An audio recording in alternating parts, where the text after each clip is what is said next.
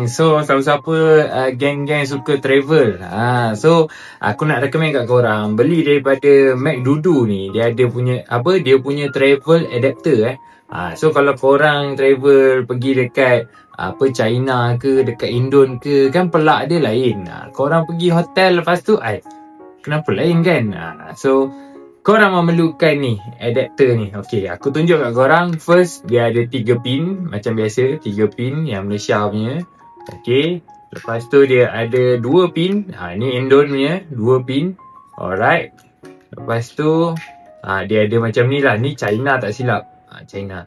Okey, selain daripada tu, dia ada dia punya plug lah. Ni kita boleh pakai lah kita punya kita punya plug Malaysia punya. Okey. Lepas tu dia ada bagi kat sini 2 type A.